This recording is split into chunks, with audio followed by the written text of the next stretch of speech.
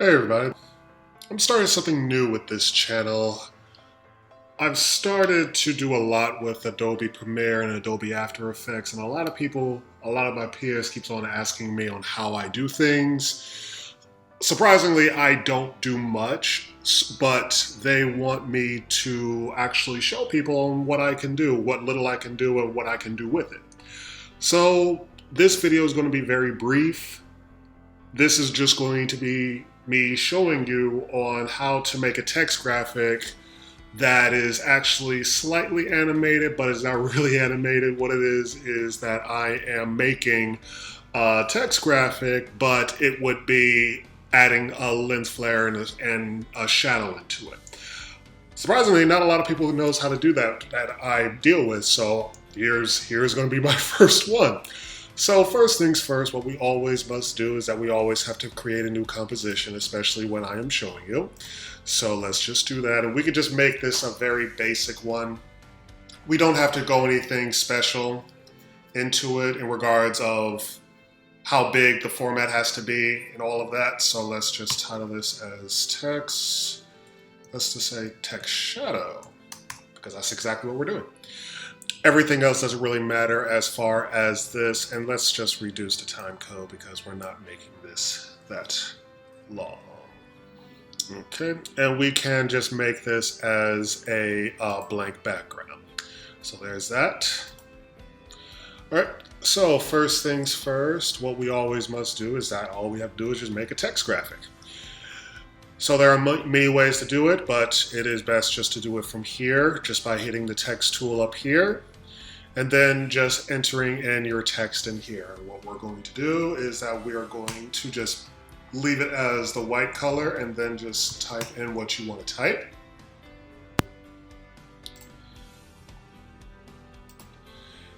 And then for simplicity's sakes, we're going to make this bigger so everybody can see it and how we're going to do things.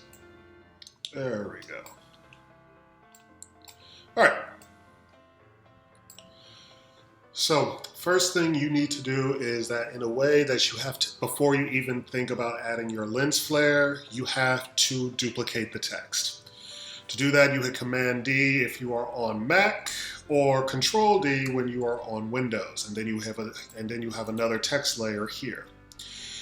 You can't see it because it's already duplicated, but what you will need to do is that you would click on it and then you would hold Shift, so to make sure it doesn't go anywhere that you don't want it to go.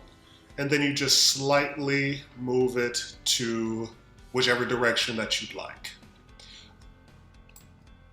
Now, obviously, as you can see, we have this little mess of right here. So what you will need to do is that you will need to change the color.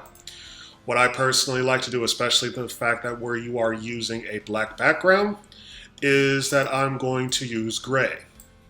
And again, this is just my duplicate text that I'm using. So after that, what you will need to do is that you have to make sure that your primary text layer is on top. Now, obviously, this is still too much to see in regards to what we're actually trying to get in regards of a shadow. So what you will need to do is that when you select your second duplicate text layer, drop down the options and you will hit transform, and what you will need to do is that you will need to reduce the opacity.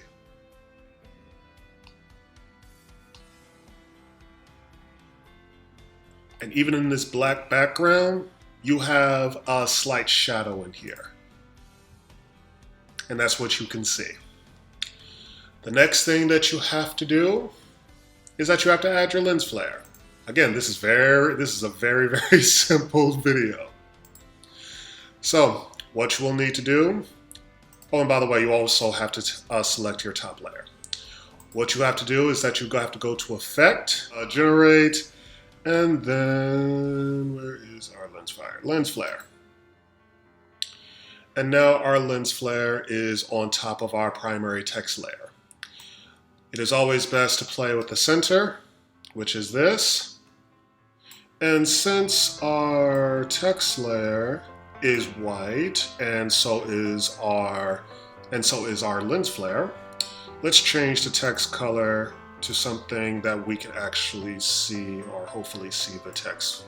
I'm sorry, the lens flare. So there's that. And now we can also see the lens flare. Excuse me, let me do that and undo that. And now we can actually see the lens flare as we are playing with it. So,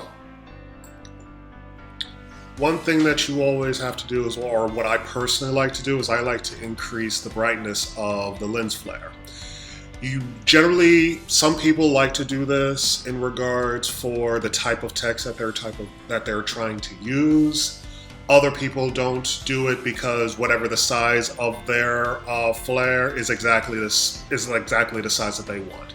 I'm personally doing it because of the center of this, or the brightness, excuse me, of the lens flare is not as filled up as I want it to be. So, to make sure that you have the right level that you want, I advise to put your lens flare center in the center of your text.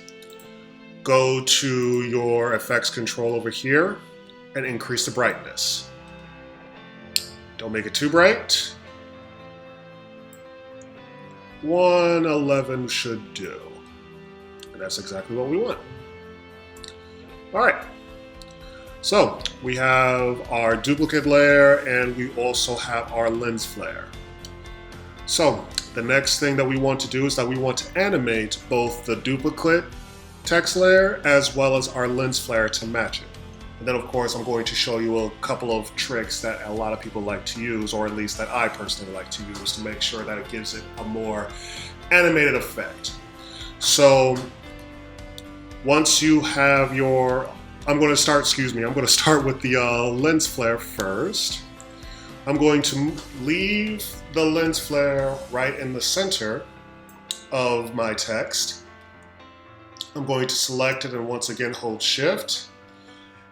And then I'm going to start it from here. Now, as you can see, the lens flare is barely there. And the next thing that we have to do is animate it. And it is going to be a very, very fast animation. And the only thing I'm going to animate is the position of it, or in this case, the flare center. So this is going to be my 0 point for my flare center. Make a keyframe. Let's just move this to the 15 frame one. Going to select my flare center again. Hold Shift to make sure I'm not going anywhere I'm not supposed to be. Move it over to the other side. Release, and then it's animated. And so let's play it off to see how fast it is. And that is too fast. So that's because I'm in 15 frames, but at least we know it works. So what we are going to do is that actually we're just going to leave it at 30 frames. And then that'll be fine. Because again, this is not going to be that long of a video. And that's exactly what we want to do in regards of the effect. So now that that's good, the next thing that you want to animate is your shadow. Now, for this one, you have to be very careful, or at least I like to try to be very careful. And when I'm moving my shadow, I try to match it with my flare to make sure that it gets you that actual shadow effect. So to do that, we move the position.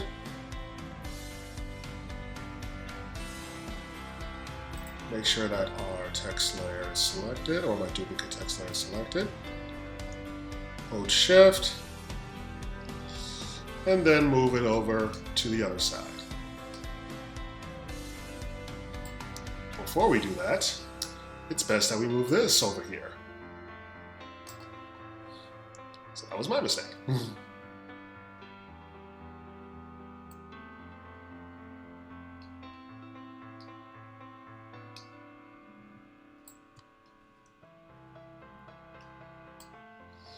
So now that that's positioned correctly, let's see how it looks together.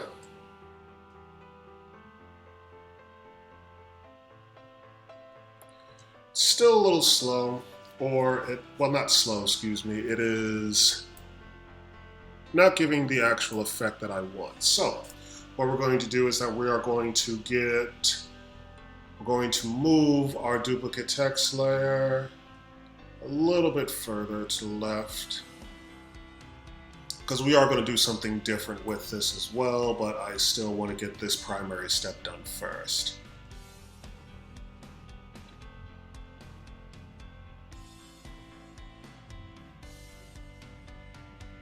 That actually looks pretty good.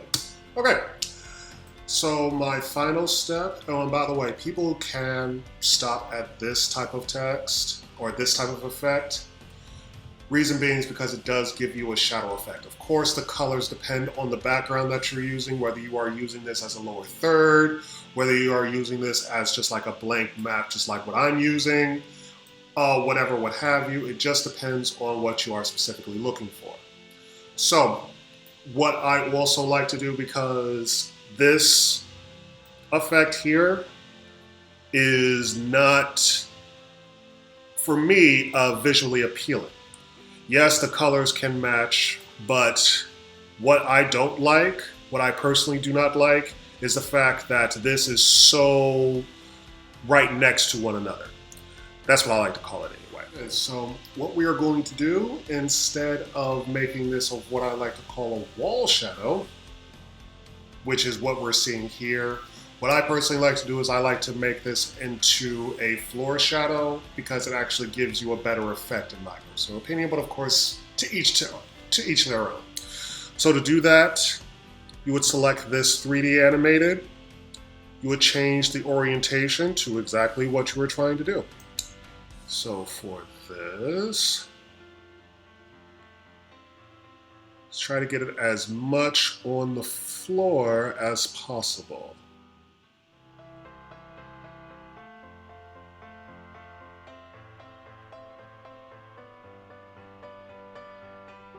And this should do. All right, now let's see how we got over here.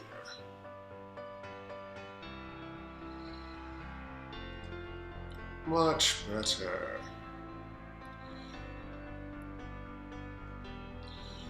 However, one thing that I do see now that is missing, and of course everybody has their own way of doing things, is that yes, the light is moving, your shadow is moving, but your primary text is not moving.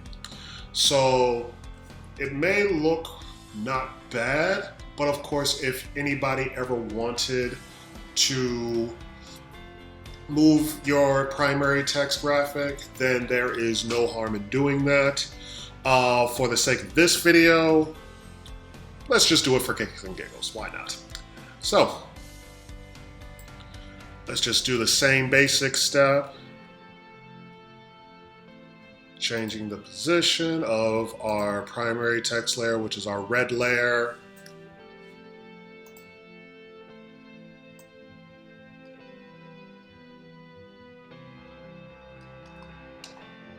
Then we are going to move this just slightly, not too much.